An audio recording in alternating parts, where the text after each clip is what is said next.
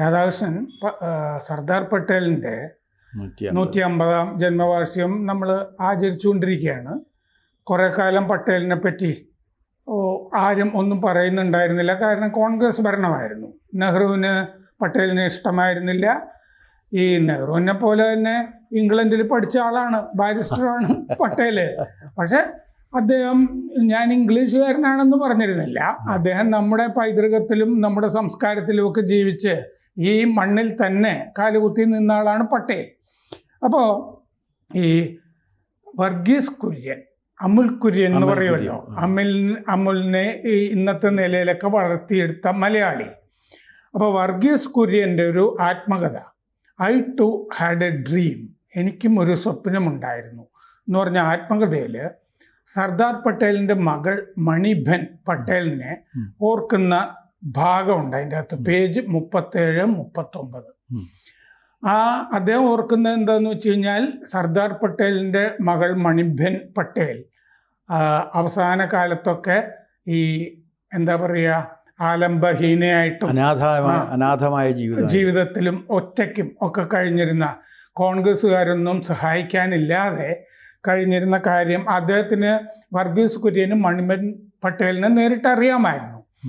അദ്ദേഹം ഈ പേജിൽ പറയുന്നത് മണിബെൻ പട്ടേൽ അദ്ദേഹത്തിനോട് പറഞ്ഞ ഒരു സംഭവം നെഹ്റുവുമായി ബന്ധപ്പെട്ടത് ഓർക്കുന്നുണ്ട്. അത് ഞാൻ വർഗീസ് കുര്യൻ പറഞ്ഞിരിക്കുന്നത് എൻ്റെ പരിഭാഷയിൽ പറയാം. അപ്പോൾ ഇദ്ദേഹം പറയുന്നു, സർദാർ പട്ടേലിൻ്റെ മകൾ മണിബെൻ പട്ടേൽ ഗംഭീരമായ സത്യസന്ധതയും കൂറും കാട്ടിയിരുന്ന സ്ത്രീയാണ്. അവർ എന്നോട് പറഞ്ഞൊരു സംഭവം ഞാനിവിടെ വിവരിക്കാം. പട്ടേൽ മരിച്ചു കഴിഞ്ഞപ്പോൾ അതിനുശേഷം ഒരു പുസ്തകവും സഞ്ചിയുമായി മണിബെൻ പട്ടേൽ നെഹ്റുവിനെ കാണാൻ ഡൽഹിയിൽ പോയി. ഈ പുസ്തകവും സഞ്ചിയും നെഹ്റുവിന് കൊടുത്തു. പട്ടേൽ പറഞ്ഞിരുന്നു, ഞാൻ മരിക്കുമ്പോൾ ഇത് രണ്ടും വേറെ ആരെയും ഏൽപ്പിക്കരുത്, ഡൽഹിയിൽ പോയി നെഹ്റുവിനെ തന്നെ നീ ഏൽപ്പിക്കണം എന്ന് പറഞ്ഞിരുന്നു. ഈ പുസ്തകവും സഞ്ചിയും.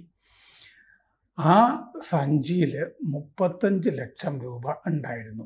അത് കോൺഗ്രസിൻ്റെ പണമായിരുന്നു. അത് കൊണ്ടുപോയി നെഹ്റുവിനെ ഏൽപ്പിക്കുക. കോൺഗ്രസ് പാർട്ടിയുടേത്. ഞാൻ പട്ടേൽ പിരിച്ച് കയ്യിൽ സൂക്ഷിച്ചിരുന്നത്. പുസ്തകം എന്ന് പറയുന്നത് അതൊക്കെ രേഖപ്പെടുത്തിയ കണക്ക് പുസ്തകമാണ്, ബുക്ക് ഓഫ് അക്കൗണ്ട്സ് ആണ്. അപ്പോൾ ഇവർ പോയി നെഹ്റുവിൻ്റെ കയ്യിൽ കൊടുത്തു. നെഹ്റു താങ്ക്സ് എന്ന് മാത്രം പറഞ്ഞു. അത് കഴിഞ്ഞ് മണിബെൻ പട്ടേൽ പ്രതീക്ഷയോടുകൂടി കാത്തു. നെഹ്റു കുറച്ചുകൂടി എന്തെങ്കിലും പറയുമോ എന്ന് കാത്തു. എന്തെങ്കിലും പറയും എന്ന് തോന്നി. പക്ഷെ നെഹ്റു വേറെ ഒന്നും പറഞ്ഞില്ല. അപ്പോൾ ഒന്നും പറയാത്തപ്പോൾ എൻ്റെ സമയം കഴിഞ്ഞു എന്നുള്ള തോന്നലിൽ മണിബെൻ പട്ടേൽ അവിടെ നിന്ന് പുറത്തേക്ക് ഇറങ്ങിപ്പോന്നു. അപ്പോൾ ഈ കഥ മണിബെൻ പട്ടേൽ വർഗീസ് കുര്യനോട് പറഞ്ഞു കഴിഞ്ഞപ്പോൾ വർഗീസ് കുര്യൻ അങ്ങോട്ട് ചോദിച്ചു, നെഹ്റു എന്തെങ്കിലും കൂടി പറയുമെന്ന് പ്രതീക്ഷിച്ചിരുന്നല്ലോ, എന്തു പറയും എന്നാണ് കരുതിയിരുന്നത് എന്ന് ചോദിച്ചു. ഞാൻ ഇനി എങ്ങനെ ജീവിക്കും? ഞാൻ എന്തെങ്കിലും സഹായിക്കണോ, ഞാൻ എന്തെങ്കിലും ചെയ്യണോ എന്നൊക്കെ നെഹ്റു ചോദിക്കും എന്ന് വിചാരിച്ചു. അത് ചോദിച്ചില്ല. എന്നിട്ട് വർഗീസ് കുര്യൻ പറയാണ്, നെഹ്റു പട്ടേൽ ബന്ധത്തിലെ വിള്ളൽ വ്യക്തമാക്കുന്നൊരു സംഭവമാണിത്. നെഹ്റുവോ ഏതെങ്കിലും ദേശീയ നേതാവോ മണിബെൻ എങ്ങനെ ജീവിച്ചു, മണിബെന്നിന് എന്ത് സംഭവിച്ചു എന്ന് തിരക്കിയില്ല, അന്വേഷിച്ചില്ല. പട്ടേൽ രാജ്യത്തിന് വേണ്ടി ത്യാഗങ്ങൾ സഹിച്ചു. രാഷ്ട്രം മകൾക്കായി ഒന്നും ചെയ്തില്ല. വാർദ്ധക്യത്തിൽ അവരുടെ കാഴ്ച മങ്ങി. അവർ പരസഹായമില്ലാതെ അഹമ്മദാബാദ് തെരുവുകളിൽ നടന്നു. എവിടെയെങ്കിലുമൊക്കെ മുട്ടി വീണുകൊണ്ടിരുന്നു. അപ്പോഴൊക്കെ വഴിപോക്കറെ സഹായിച്ചു. അവർ മരിക്കുമെന്നുള്ള അവസ്ഥയായി കഴിഞ്ഞപ്പോൾ കോൺഗ്രസിൻ്റെ മുഖ്യമന്ത്രി ചിമൻഭായ് പട്ടേൽ ഒരു ഫോട്ടോഗ്രാഫറുമായി മണിബെൻ പട്ടേലിൻ്റെ കിടക്കരികിലേക്ക് ചെന്നു. ആ ഫോട്ടോഗ്രാഫറെ വെച്ചൊരു പടം എടുപ്പിച്ച് എല്ലാ പത്രങ്ങളിലും കൊടുത്ത് പ്രസിദ്ധീകരിപ്പിച്ചു. എളുപ്പത്തിൽ കോൺഗ്രസ് വിചാരിച്ചിരുന്നെങ്കിൽ മണിബെൻ പട്ടേലിൻ്റെ ജീവിതം കുറെ കൂടി സുഖകരമാക്കാമായിരുന്നു. ഇതാണ് വർഗീസ് കുര്യൻ്റെ പുസ്തകം. ഇത് ഏറ്റവും നമ്മൾ കാണേണ്ട ഒരു കാര്യം, നെഹ്റുവിൻ്റെ സ്വഭാവം ഇതിൽ കാണാൻ കഴിയും. എന്താണ് ആ സ്വഭാവം എന്ന് ചോദിച്ചു കഴിഞ്ഞാൽ, പട്ടേലും നെഹ്റുവും തമ്മിലൊരു വ്യത്യാസം 1927 ഞാനത് പറഞ്ഞിട്ടുണ്ട് രാമനോട്. ഈ ഗാന്ധിക്ക് എഴുതിയ കത്തിൽ പറഞ്ഞു, എനിക്ക് നിങ്ങളുടെ അഹിംസയിലൊന്നും ഒരു വിശ്വാസമില്ല, നിങ്ങളുടെ ഗ്രാമസ്വരാജിൽ അല്പം പോലും ഗാന്ധിക്ക് എഴുതി. തിരിച്ച് പട്ടേലിന് ധരിക്കാതിരിക്കുക. അല്ല, അതെ, നെഹ്റു ഗാന്ധിക്ക് എഴുതി, എനിക്കിതൊന്നും യാതൊരു വിശ്വാസവുമില്ല, ഞാൻ നിങ്ങൾ കരുതുന്ന രീതിയിൽ ഒരു അഹിംസാവാദിയല്ല എന്ന് പറഞ്ഞിട്ടുണ്ട്. അപ്പോൾ ചുരുങ്ങിയ പക്ഷം 1927 മുതലെങ്കിലും നെഹ്റു ഗാന്ധിയിൽ നിന്ന് ആശയപരമായിട്ട് സമ്പൂർണ്ണമായി അകന്നു കഴിഞ്ഞ ഒരാളാണ്. പക്ഷെ ഒരു കാര്യമുള്ളത്, ഈ മോത്തിലാൽ നെഹ്റു എപ്പോഴും ഗാന്ധിയെ കണ്ടിട്ട് ഇങ്ങനെ പ്രഷറൈസ് ചെയ്യുമായിരുന്നു. ഞാൻ ഈ കാശൊക്കെ മുടക്കിയിരിക്കുന്നത് എൻ്റെ മകനെ നേതാവാക്കാൻ വേണ്ടിയിട്ടാണ്, എൻ്റെ മകനാണ് ഇതിന് നേതാവാകേണ്ടത്. പക്ഷെ കോൺഗ്രസ്സുകാർ സമ്മതിച്ചില്ല. ഈ പറഞ്ഞ 27 ഒരു ഇടക്കാലത്തേക്ക് മോത്തിലാൽ വരുന്നുണ്ട്. ആ വരുന്നത് എങ്ങനെയാണ്? എല്ലാവരും പട്ടേലാകണമെന്ന് പറഞ്ഞു. പട്ടേലാകണം പ്രസിഡന്റ് എന്ന് പറഞ്ഞ സമയത്ത് ഇദ്ദേഹം പറഞ്ഞു, സർദാറിൻ്റെ സേവനം വിട്ടുതരാൻ പറ്റില്ല, ബർദൗളിയിൽ സമരം നയിക്കുന്നത് അദ്ദേഹമാണ്, അവിടെ നിന്ന് അദ്ദേഹം പോയി കഴിഞ്ഞാൽ ആ സമരം മുഴുവൻ പോകും എന്ന് പറഞ്ഞു. ആകണ്ട എന്ന് പറഞ്ഞ സമയത്ത് മറുത്തൊന്നും പറയാതെ മാറിക്കൊടുത്ത ആളാണ്. കാരണം ഗാന്ധിയോട് അത്ര ഭക്തി ഉണ്ടായിരുന്ന ഒരാളാണ് ഇദ്ദേഹം. ഇദ്ദേഹമാണ് ശരിക്കും ഗാന്ധിയുടെ ശിഷ്യൻ എന്ന് പറയാവുന്ന ഒരാൾ. നെഹ്റു അല്ല എന്ന് നെഹ്റു തന്നെ പറഞ്ഞിട്ടുണ്ട്. അപ്പോൾ അതുകൊണ്ട് അതിനകത്ത് കാപട്യത്തിൻ്റെ പ്രശ്നമൊന്നുമില്ല. അല്ല, കാപട്യം എവിടെ വന്നതെന്ന് വെച്ചാൽ മരിച്ചു കഴിഞ്ഞപ്പോഴേക്കും ഇൻട്രസ്റ്റ് എന്താണ് പറയണത്, ദ ലൈറ്റ് ഈസ് ഔട്ട് എന്നൊക്കെ പറഞ്ഞിട്ടുള്ള ചുമ്മാ അല്പം പോലും മനസാക്ഷി കുത്തില്ലാതെ നുണ പറഞ്ഞ ഒരു പ്രതികരണം നടത്തിയെന്നുള്ളത് മാത്രമാണ്. കാരണം മനസ്സിൽ പലവട്ടം എഴുതിയും വെട്ടിയും ചുരുക്കിയും ഒക്കെ ഉണ്ടാക്കിയ, അല്ലെങ്കിൽ നമുക്ക് ഏറ്റവും ആരാധനയുള്ള ഒരു മനുഷ്യൻ ഇതുപോലുള്ള അപകടകരമായൊരു സാഹചര്യത്തിൽ വെടിയേറ്റ് മരിച്ചു കഴിഞ്ഞാൽ നമുക്കിങ്ങനെ സാഹിത്യം പറയാനായിട്ട് മനുഷ്യ സ്വഭാവത്തിൽ സാധ്യമല്ല. നേരത്തെ എഴുതി തയ്യാറാക്കിയെങ്കിൽ പറയാം, അല്ലെങ്കിൽ പറയാൻ പറ്റില്ല. അയ്യോ എന്നല്ലേ നമുക്ക് പറയാൻ പറ്റുള്ളൂ. സാഹിത്യമൊക്കെ സാമാന്യം ഭംഗിയായി പറഞ്ഞിട്ടുള്ള ഒരാളാണ് വാൽമീകി എന്ന കാര്യത്തിൽ ഇവിടുത്തെ ഇവിടുത്തെ പുരോഗമന സാഹിത്യകാരന്മാർക്കും തർക്കം ഉണ്ടാകും തോന്നണില്ല. അദ്ദേഹം സീതയെ കണ്ടപ്പോൾ എന്താ പറഞ്ഞാൽ, കണ്ടു സീതയെന്ന് മാത്രമാണ്, വേറെ ഒന്നും പറഞ്ഞില്ല. 2 വാക്കേ ഉള്ളൂ, കണ്ടു സീതയെ. അതുപോലെ നമുക്ക് ആ വൈകാരിക മുഹൂർത്തത്തിൽ സന്ദർഭത്തിൽ പറയാൻ കഴിയും. പക്ഷെ ഇത് എഴുതി വച്ച് കാണാതെ പഠിച്ച് വന്നുകൊണ്ട് പറഞ്ഞൊരു പ്രസംഗമായിരുന്നു അത്. അതിനെ ആഘോഷിക്കാൻ ഇവിടെ ആളുണ്ടായിരുന്നു. അത് പോയിക്കോട്ടെ. അപ്പോൾ ഇത് ഞാൻ പറയുന്ന ഇത് ഒന്നാമത്തെ കാര്യം, പട്ടേലിന് ഗാന്ധി പറഞ്ഞപ്പോൾ പട്ടേൽ സഹിച്ച ത്യാഗം. രണ്ടാമത്തെ കാര്യം എന്ന് വെച്ചാൽ 46 ഇടക്കാല ഗവൺമെൻറ് രൂപീകരിക്കണം. 13 പ്രവിശ്യകളാണുള്ളത്, പ്രൊവിൻസസ് ആണുള്ളത്. 12 പ്രൊവിൻസസിലെ പ്രസിഡന്റുമാരും 15 12 ഒരാളും നെഹ്റുവിന്റെ പേര് പറഞ്ഞു, ബാക്കി 3 വേറെ ആളുകളുടെ പേര് പറഞ്ഞു. വേറെ അല്ല അവസാനത്തെ ഒരുത്തൻ അവൻ്റെ പേര് തന്നെ. അങ്ങനെയാണ്. അപ്പോൾ ഇത്രയും പ്രവിശ്യകളിൽ നിന്നുള്ളവരെല്ലാം നെഹ്റുവിൻ്റെ പേര് പറയാതിരുന്നിട്ട് പട്ടേലിനെ അപ്പോഴും ആക്കിയില്ല ഗാന്ധി. നെഹ്റു ആകട്ടെ എന്ന് ഗാന്ധി പറഞ്ഞ പട്ടേൽ അനുസരിച്ചു. അത് ഗാന്ധി ചെയ്ത മഹാ അപരാധങ്ങളിൽ ഒന്നാണ് എന്ന് പറയാതിരിക്കാൻ ഒരു നിർവാഹവുമില്ല. എന്താ കാര്യം എന്ന് വെച്ച് കഴിഞ്ഞാൽ, ഇന്ത്യൻ സംസ്കാരം അത് പല പുസ്തകങ്ങളും നോക്കുമ്പോൾ ഒരു ചെറിയ ഭേദഗതിയുണ്ട്. എന്താണെന്ന് വെച്ചാൽ, നെഹ്റുവിനെ വിളിപ്പിച്ചു ഗാന്ധി. എന്നിട്ട് നെഹ്റുവിനോട് പറഞ്ഞു, ഒരു പ്രവിശ്യയും നിങ്ങളുടെ പേര് പറഞ്ഞിട്ടില്ല, പട്ടേലിന്റെ പേരാണ് പറഞ്ഞിരിക്കുന്നത്. അത് ഗാന്ധി ഒരു അവസരം കൊടുക്കുകയാണ് നെഹ്റുവിനോട്, എങ്കിൽ പട്ടേൽ ആയിക്കോട്ടെ എന്ന്.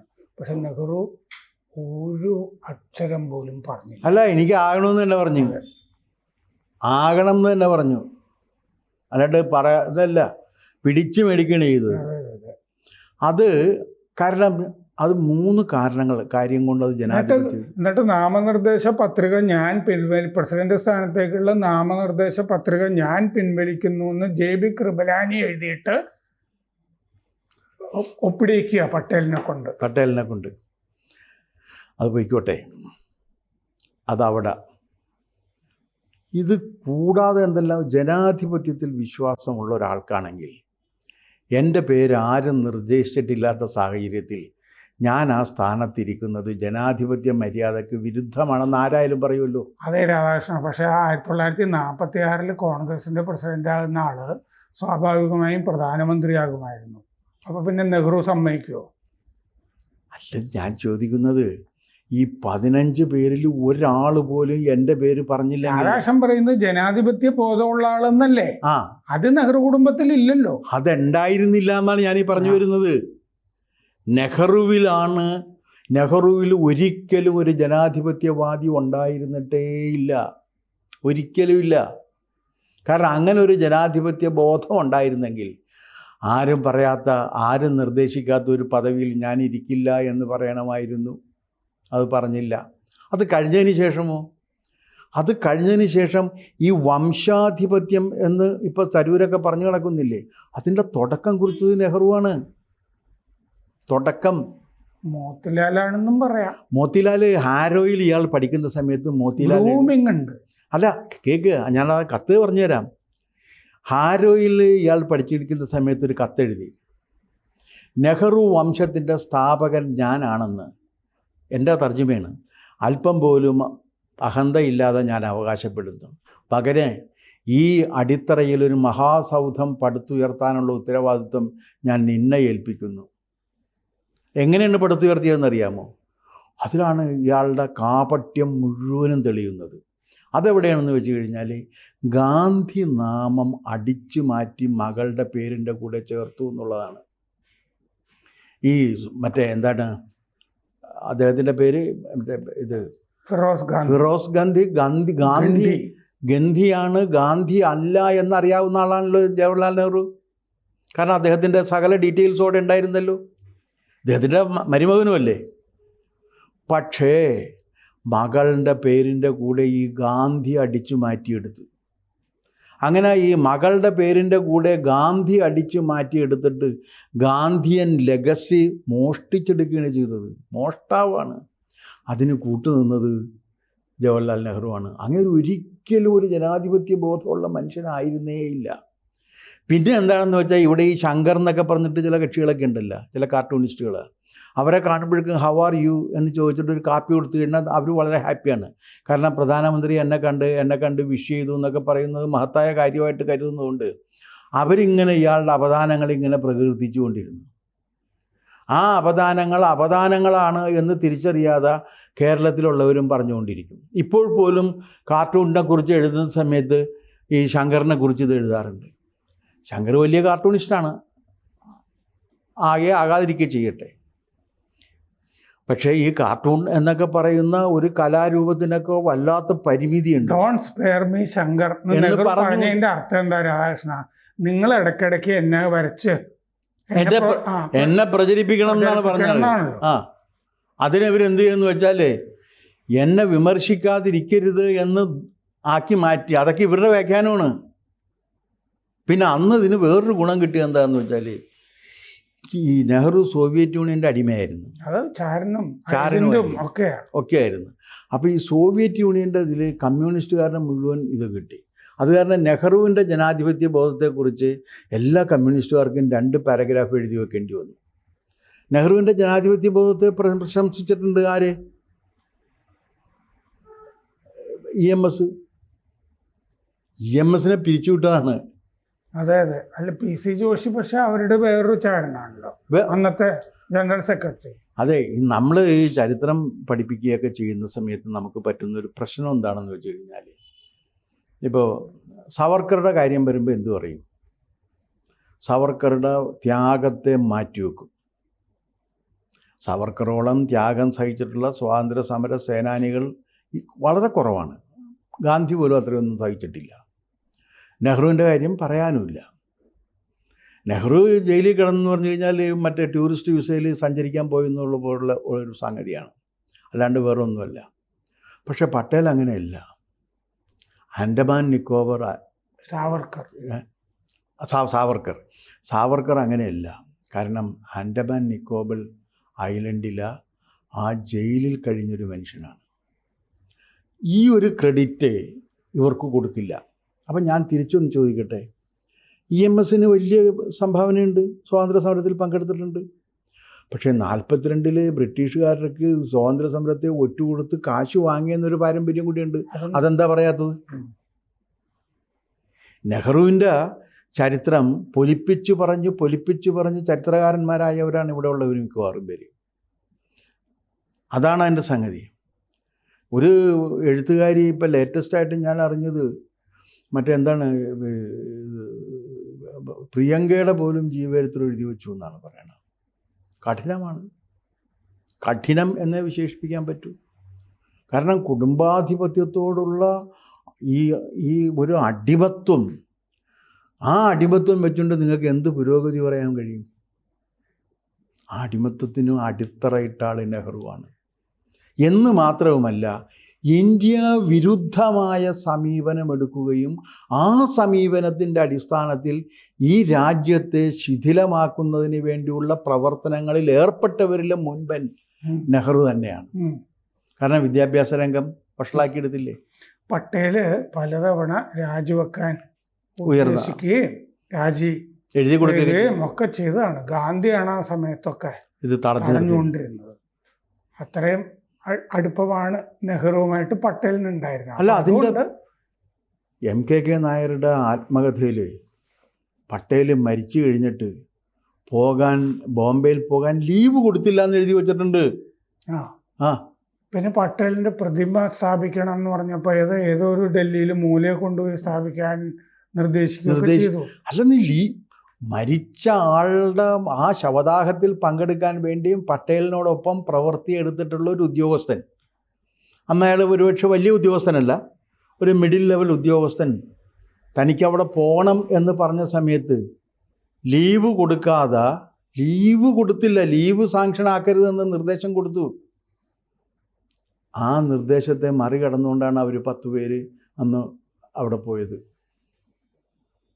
ഈ നെഹ്റുവിനെയാണ് മാതൃകാ പുരുഷോത്തമനായിട്ട് അവതരിപ്പിക്കുന്നത്. അവിടെയാണ് എനിക്ക് ഇതിൻ്റെ അഭിപ്രായ വ്യത്യാസം. ഒരു രാജ്യത്തിൻ്റെ മഹത്തായ സംസ്കാരത്തെ ഒറ്റുകൊടുക്കുകയും ഒരു രാജ്യത്ത് വളർന്ന് വികസിക്കേണ്ട യഥാർത്ഥ ജനാധിപത്യ ബോധത്തെ മറികടന്നുകൊണ്ട് കുടുംബാധിപത്യം സ്ഥാപിക്കുകയും ചെയ്ത ഒരു നെഹ്റുവിന് സത്യം പറഞ്ഞു കഴിഞ്ഞാൽ ഇനിയുള്ള കാലങ്ങളിൽ ചരിത്രം വിചാരണ ചെയ്യും എന്ന കാര്യത്തിൽ എനിക്ക് ഒരു സംശയവുമില്ല.